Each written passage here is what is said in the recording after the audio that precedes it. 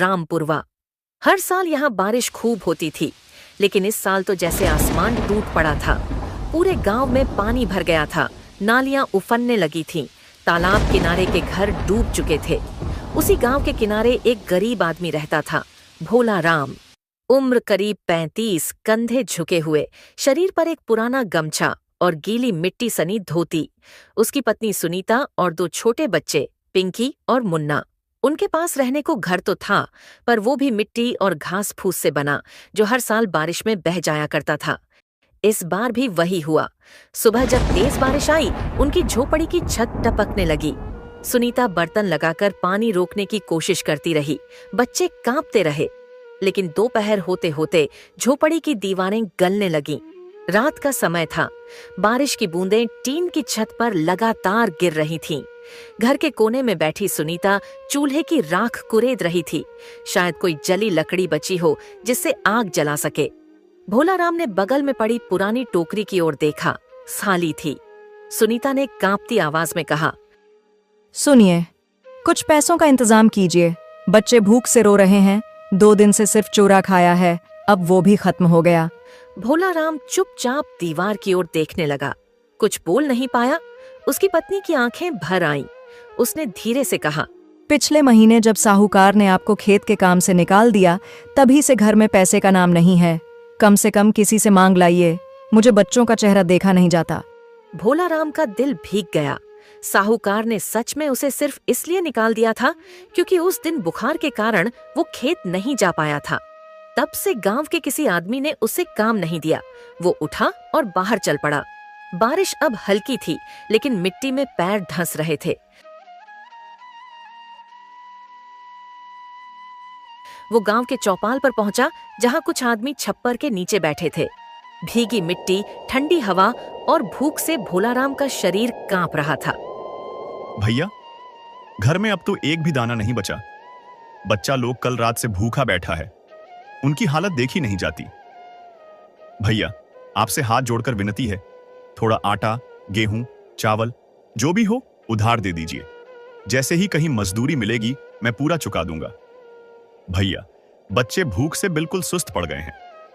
मैं और कुछ नहीं मांग रहा, बस उनके पेट में 2 निवाला चला जाए। भगवान के नाम पर दे दीजिए भैया, उधार ही सही। जैसे ही हाथ में पैसे आएंगे सबसे पहले आपका ही चुका दूंगा। पांव पड़ता हूं भैया। अरे भोला राम, तू हर हफ्ते यही रोना लेकर आ जाता है। सुन, हमारे पास खुद कुछ नहीं बचा है इस बार। घर में आटा, चावल, दाल सब खत्म हो गया है। खुद सोच रहा हूं किससे उधार मांगूं। तुझे कहां से दे दूं भैया? जा कहीं और देख, किसी और से कह। हम तो खुद बड़ी मुश्किल से जी रहे हैं, भगवान ही मालिक है अब। भाई, हमारी मेहरारू भी कई दिन से बीमार पड़ी है। घर में दवाई के भी पैसे नहीं बचे। बच्चे लोग भी भूखे हैं। हम तो खुद दर दर की ठोकर खा रहे हैं। तनी दूर जाके मांग भोला राम, देख कोई और दे देगा। हमारे पास इस बार सच में कुछ नहीं बचा। और तेरा क्या है, तुझे तो आदत है मांग कर खाने की। तू गरीब जो है, मुझे तो लगता है तेरी गरीबी के कारण ही तुझे कोई उधार नहीं देता। अगर तुझे हमने पैसे दे भी दिए तो तू लौट आएगा कैसे? तेरे पास तो कोई काम भी नहीं है। माफ कर, लेकिन मेरी भी मजबूरी है। हाँ, देखो तो इसे, हर साल भीख ही मांगता रहता है रे भोला राम। कभी कुछ काम धंधा भी कर लिया कर। भाग्य भरोसे कब तक जिएगा? बस हाथ फैलाना आता है तुझे। जा यहां से, कहीं और जाके रो अपनी गरीबी का रोना। हर बार यही नाटक करता है। काम करने की आदत डाल, भीख मांगकर पेट भरना कब तक चलेगा रे? भोला राम की आंखों से आंसू टपक पड़े। भीगते कपड़े और ठंडी हवा ने उसे कंपा दिया। खाली हाथ लौटते वक्त उसके दिल में एक ही सवाल था, क्या गरीब का कोई अपना नहीं होता है? वो जैसे तैसे घर पहुंचा। सुनीता ने बिना कुछ पूछे उसके चेहरे को पढ़ लिया। उसने भी कुछ नहीं कहा। उस रात बच्चे भूखे पेट मां से लिपट कर सो गए। भोला राम छप्पर के नीचे बैठा बरसते पानी को देखता रहा। उसी रात पहली बार उसके मन दर्द था। रात गहराती जा रही थी। आसमान में काले बादल गरज रहे थे। बिजली की चमक में भोला राम की झोपड़ी साफ दिखाई दे रही थी। कच्ची दीवारें, टीन और घास फूस की छत जो हर तेज हवा के झोंके में हिल जाती थी। बच्चे माँ से लिपटे थे। सुनीता के आंचल में पिंकी दुबकी हुई थी।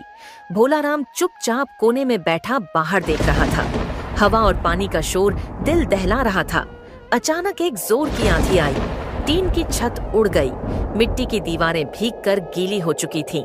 तेज बारिश की मार ने दीवारों को तोड़ डाला। झोपड़ी की पूरी पिछली दीवार भरभराकर गिर पड़ी। मिट्टी का पानी अंदर बहने लगा। सुनीता चीख पड़ी। बच्चे रोने लगे। भोलाराम ने जल्दी से सबको बाहर निकाला। बारिश इतनी तेज थी कि चारों तरफ सिर्फ सफेद धुंध और पानी दिखाई दे रहा था। वो सबको लेकर गांव के चौपाल की तरफ भागा। भैया, सुनो ना भैया, घर का पूरा छप्पर गिर गया है। बच्चे लोग भीगते भीगते ठंड से थरथरा रहे हैं। उनका रोना सुनकर कलेजा फट रहा है मेरा। बस आज की रात ही सही अपने घर के किसी कोने में पनाह दे दो, बरामदे में ही सही, जहां बारिश सीधी ना पड़े। मैं कुछ नहीं मांग रहा भैया, बस बच्चों को बचाने के लिए जगह दे दो। देखो तो एक बार कैसे कांप रहे हैं भूख और सर्दी से। भगवान के नाम पर दे दो भैया, तुम्हारे इस एहसान को जिंदगी भर नहीं भूलूंगा। भोलाराम, हम भी किसी तरह जी रहे हैं। हमारे अपने घर में जगह नहीं है। तुम्हारे लिए कहां से करूं इंतजाम? जाओ कहीं और, यहां मत खड़े रहो। हर बार तुम्हारी मदद नहीं कर सकते। उसने कई लोगों से मदद मांगी, लेकिन किसी ने उसकी ओर नहीं देखा। भोलाराम के पैर मिट्टी में धंस रहे थे। ठंडी हवा से बच्चे कांप रहे थे। सुनीता की साड़ी भीगकर उसके शरीर से चिपक गई थी। आखिरकार उसने सबको लेकर चौपाल के पास खड़े पुराने नीम के पेड़ के नीचे बैठा दिया। पेड़ की मोटी डालें थोड़ी सी बारिश रोक रही थीं, पर पूरी तरह नहीं।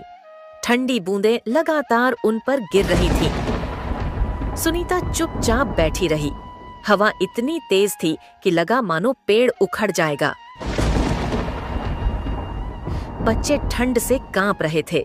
राजू ने भोलाराम से पूछा, बाबा, अब हम कहाँ रहेंगे? हमारा घर तो टूट गया ना, सब गीला हो गया, मिट्टी भी गिर गई। बाबा, हम अब कहाँ सोएंगे? मुझे बहुत ठंड लग रही है बाबा। कोई हमें अपने घर में भी जगह नहीं दे रहा। ऐसा क्यों है पिताजी? हमने तो किसी का बुरा नहीं किया, फिर लोग हमारी मदद क्यों नहीं करते? बाबा, क्या हम बहुत गरीब हैं इसीलिए? बाबा, मुझे बहुत डर लग रहा है, हमें अब कौन बचाएगा? भोलाराम के पास कोई जवाब नहीं था। उसकी आंखों से आंसू बह निकले, जो बारिश की बूंदों में मिल गए। वो सारी रात पेड़ के नीचे बैठा रहा। बरसात की बूंदें, ठंडी हवा, बच्चों का सिसकना और पत्नी की खामोशी, हर चीज जैसे उसके दिल पर चोट कर रही थी।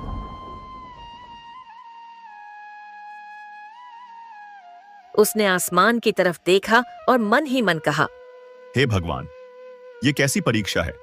क्या गरीब के लिए जमीन पर जगह भी नहीं बची? सुबह की पहली किरण भी बदली हुई थी। आसमान में सूरज था, लेकिन बादल अब भी मंडरा रहे थे। पूरी रात भीगने के बाद बच्चे बुखार से तप रहे थे। भोलाराम सारी रात नहीं सोया था। वो बस नीम के पेड़ की मोटी डालों को देखता रहा। जब सुबह हुई तो उसने पेड़ के तने को छू कर देखा। पेड़ ठंडा था, लेकिन मजबूत। उसकी मोटी शाखाएं जमीन से करीब 10 फीट ऊपर चारों तरफ फैली हुई थीं। उन शाखाओं के बीच थोड़ी सी जगह थी, जहां आराम से एक छोटा घर बन सकता था। भोलाराम का मन फ्लैशबैक में चला गया। बचपन के दिन, जब वो छोटा था तो इसी नियम के पेड़ पर चढ़कर घंटों खेला करता था। उसकी माँ कहती थी, भोलू बेटा, ये पेड़ तेरा सबसे बड़ा सहारा है। जब भी तू अकेला महसूस करे ना, तो इसके नीचे बैठ जाना। ये तुझे अपनी छांव में समेट लेगा। धरती चाहे जितनी भी डोले, आंधियां आए, तूफान आए, पर ये पेड़ तुझे कभी गिरने नहीं देगा। जब भी तुझे लगे कि दुनिया में कोई तेरा नहीं, तब भी ये पेड़ तेरे साथ खड़ा रहेगा। ये तुझे बचा लेगा, संभाल लेगा। जैसे माँ बच्चे को गोद में लेती है ना, वैसे ही ये पेड़ तुझे अपनी बाहों में छुपा लेगा, मेरे लाल। उसने उसी समय सोचा था, काश कभी मेरा घर भी पेड़ पर होता तो कम से कम घर में पानी न भरता। अगर जमीन ने जगह नहीं दी तो क्या हुआ? अब मैं आसमान में घर बनाऊंगा। ये पेड़ ही मेरा आसमान है। भोलाराम ने सुनीता से कहा, सुनो, मैंने सोच लिया है। मैं इस पेड़ पर ही हमारा घर बनाऊंगा। देखो तो, इसकी कितनी मोटी मोटी डालें हैं, कितना मजबूत है ये, जैसे धरती में गहराई तक अपनी जड़ें जमा कर खड़ा है। अगर हम इसका सहारा लें तो हमारा घर भी उतना ही मजबूत बनेगा। सोचो सुनीता, ऊपर अगर घर बन जाएगा तो बारिश का पानी भी घर में नहीं भरेगा, और बाढ़ आएगी तो भी हम सब बच जाएंगे, बच्चे भी सुरक्षित रहेंगे। ये पेड़ हमें बचा लेगा। मैं चाहता हूं हमारा घर ऐसा बने जो कभी ना टूटे, चाहे कितनी भी आंधी पानी क्यों ना आए। बस तुम मेरा साथ देना, देखना मैं ये करके दिखाऊंगा। पेड़ पर घर? भोलाराम, क्या सच में ये मुमकिन है? देखो ना, हमारा घर तो टूट चुका है, बच्चे ठंड में कांप रहे हैं। मैं सोच भी नहीं पा रही कि अब क्या होगा। पेड़ पर घर बनाने की बात, ये तो कोई सपना जैसा लगता है। क्या सच में ऐसा हो सकता है? क्या ये मुमकिन है? सुनीता, मुमकिन और नामुमकिन में फर्क सिर्फ एक चीज का होता है, मेहनत का। अगर इंसान ठान लेना तो वो टूटी हुई मिट्टी से भी महल बना सकता है। तुम बस विश्वास रखना, भरोसा रखना अपने भोलाराम पर। चाहे कुछ भी हो जाए, मैं तुम्हें और बच्चों को बिना छत के नहीं रहने दूंगा। ये पेड़ ही हमारा आसरा बनेगा। और देखना, एक दिन इसी पेड़ पर हमारा भी घर होगा जो कभी नहीं टूटेगा। उसने वहीं पेड़ के नीचे पड़ी अपनी पुरानी कुल्हाड़ी उठाई। बारिश में भीगकर उसका लकड़ी का हथा कमजोर हो चुका था, लेकिन भोलाराम का इरादा उससे कहीं ज्यादा मजबूत था। उसने गांव के सूखे बांस और टूटे फूटे लकड़ी के टुकड़े इकट्ठा करने शुरू कर दिए। रास्ते में उसे गांव के कुछ लोग मिले। अरे भोलाराम, अब जंगल काट के क्या उखाड़ लेगा रे? बता तो सही, इतनी बारिश में तो लकड़ियां सूखती ही नहीं, जला भी नहीं पाएगा। जब देखो तब जंगल जंगल घूमता रहता है, कभी लकड़ी कभी घास कभी पत्ता बीनता रहता है। इससे क्या होगा रे भोलाराम? हंसी आती है तुझे देख के। भूखा नंगा आदमी जंगल काट के कौन सा महल बना लेगा? जा रे, बैठ कहीं कोने में और भगवान का नाम ले। ये पेड़ पौधे काटने से पेट थोड़े ही भर जाएगा तेरा। भोलाराम चुप रहा। वो जानता था उसकी सोच उन लोगों की समझ से बाहर है। उसने अपने रास्ते की तरफ देखा, कांटों से भरी, कीचड़ से सनी, लेकिन उसके सपनों से साफ थी। शाम होते होते उसने पहली लकड़ी पेड़ की 2 मोटी डालों के बीच कस दी। रस्सियों से बांध कर देखा, डालें हिली तक नहीं। बच्चे नीचे खड़े होकर ताली बजा रहे थे। राजू ने मुस्कुराकर कहा, बाबा, सच में? क्या हमारा घर इस पेड़ पर बनेगा? जैसे चिड़ियों का घोंसला होता है ना बाबा, क्या हमारा भी घर ऊपर होगा? हम सब वहां रहेंगे और बारिश आएगी तो भी हम भीगेंगे नहीं ना बाबा?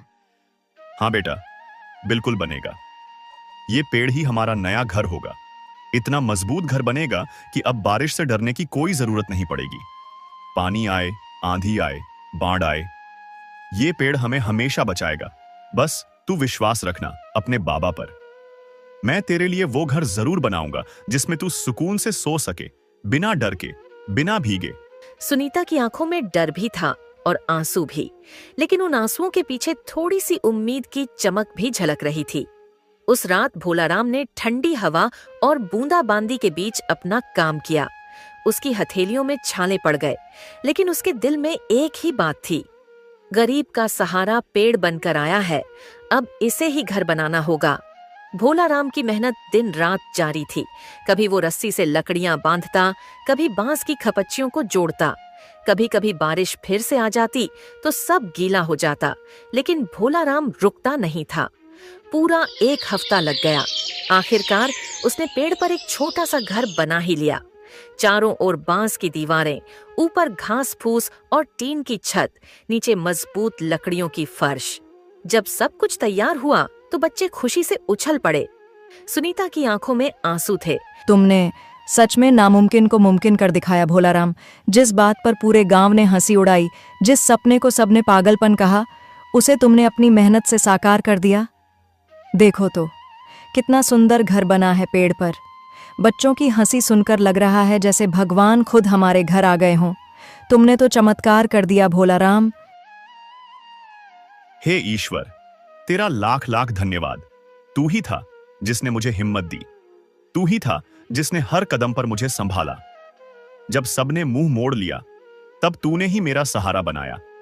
ये सब तेरी ही कृपा है प्रभु, तेरे बिना तो मैं कुछ भी नहीं। कुछ ही दिनों बाद भोलाराम को पास के गांव की एक दुकान पर काम मिल गया।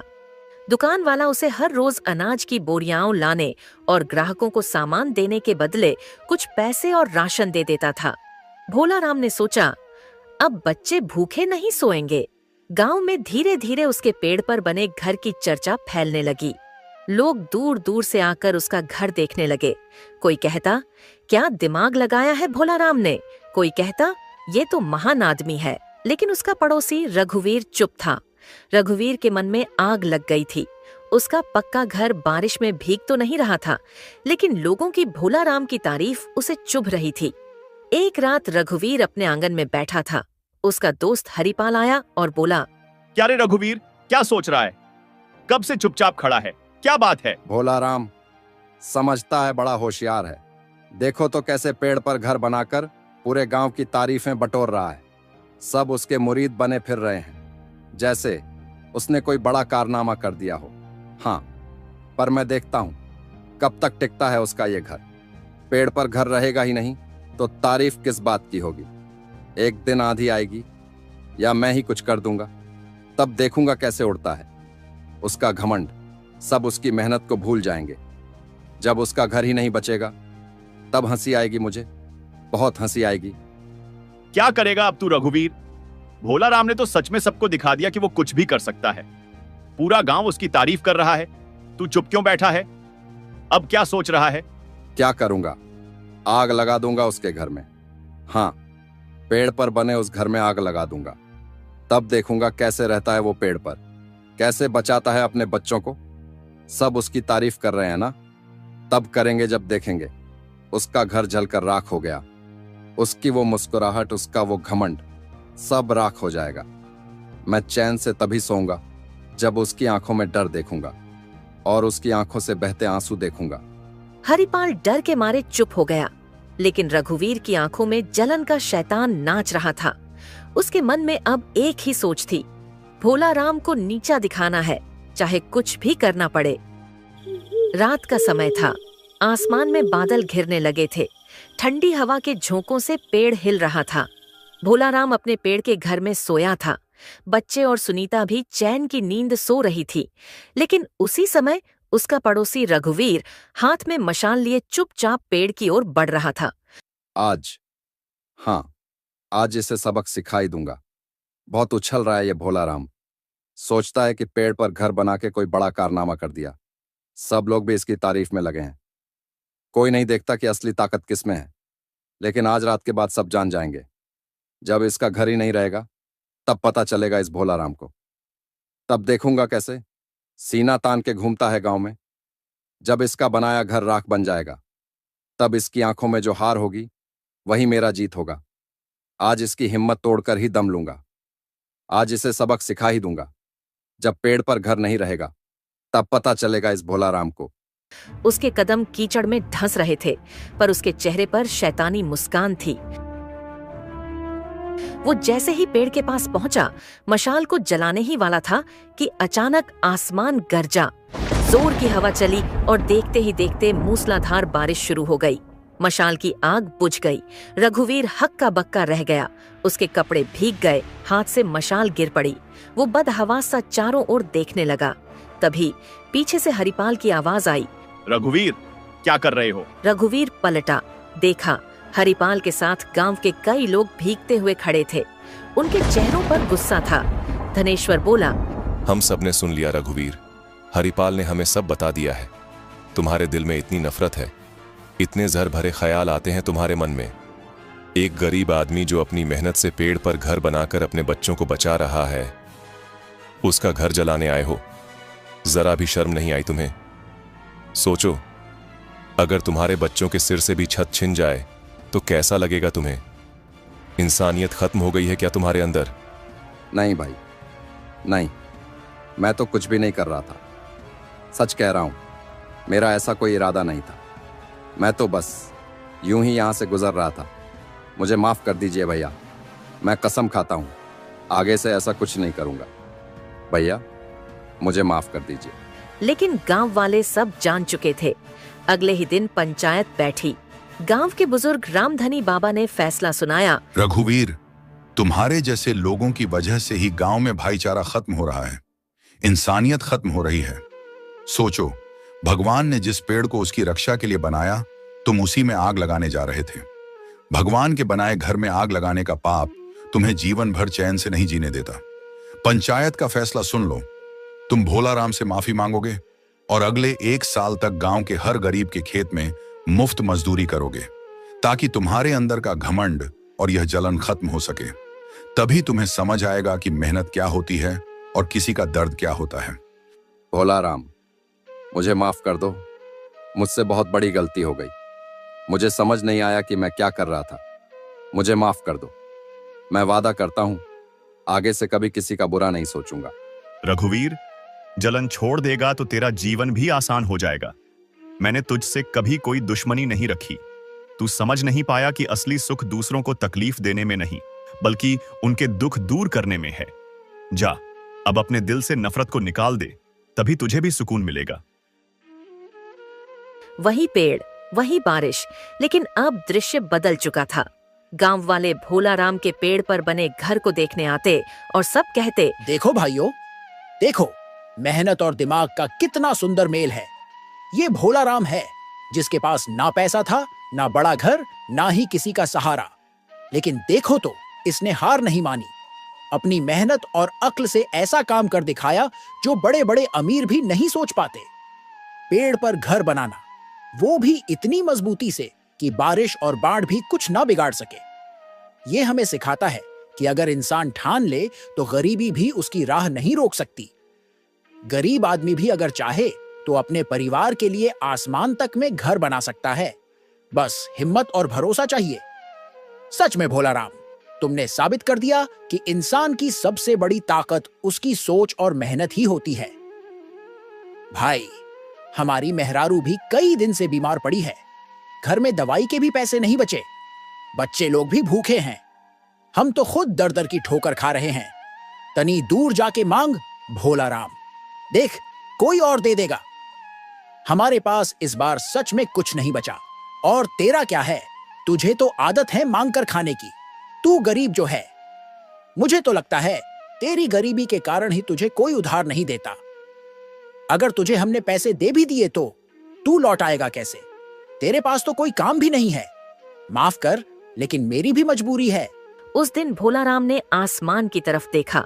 बादल के बीच से सूरज की किरणें निकल रही थीं। ठंडी हवा उसके चेहरे को छू रही थी।